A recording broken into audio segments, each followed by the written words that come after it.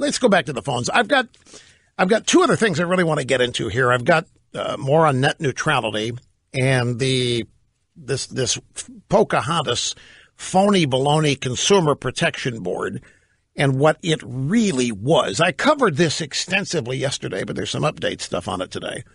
But if I don't get to it, promise tomorrow. Here's Nathan in Monroe, New York. We head back to the phones. How are you doing, sir?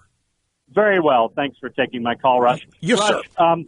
I'd like to, going on your premise about the media cracking up, I think it needs to be helped along. And the way to do that is to point out this, that the product of liberalism is really the breeding ground for this problem. We've been told that rape is not really about sex, it's about power. Right. And liberalism is about power and increasing people in position who can leverage that power to abuse people in this way. And I think it would be very helpful. I know the establishment wouldn't do it, but I think it would be very helpful for us to point out that these people who are committing these offenses fit the exact mold who are told, commit these kinds of offenses. They're guys in power. They happen to be white guys in power.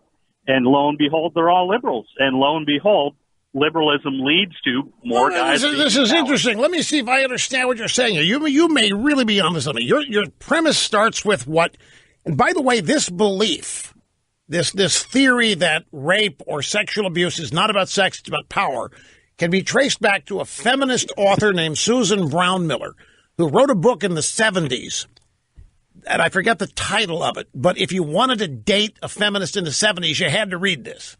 And you had to be conversant in it. I know because I did.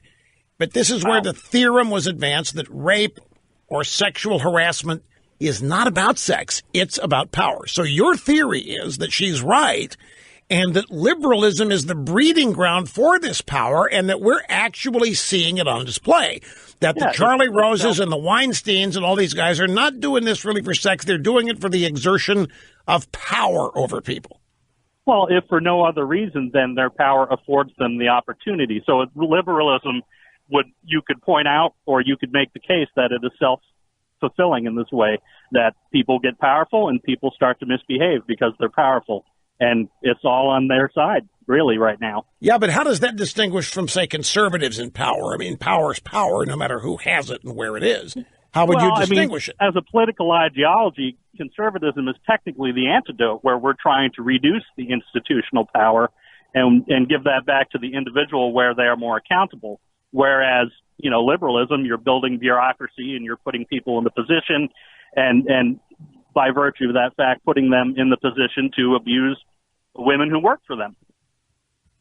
Yeah, okay. And you know how it extends even further?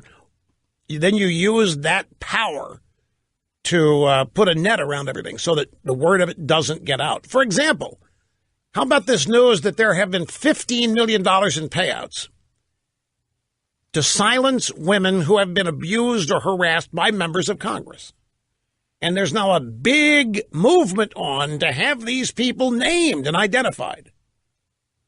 It is the power structure that keeps their names hidden. It is the power structure that keeps their deeds and activities hidden. But you're right about all this. Liberalism is about the pursuit of power for the purposes of using it against other people and for the advancement of your own agenda.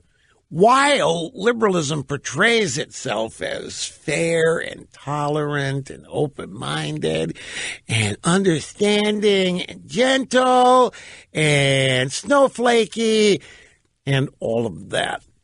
It's an interesting point. I like it. The quest to further enable Americans to understand liberalism and how liberalism actually breeds the circumstances for all of this liberal, male, abusive, power-related behavior. By the way, the Susan Brown Miller book title, Against Our Will. And I'm not kidding you.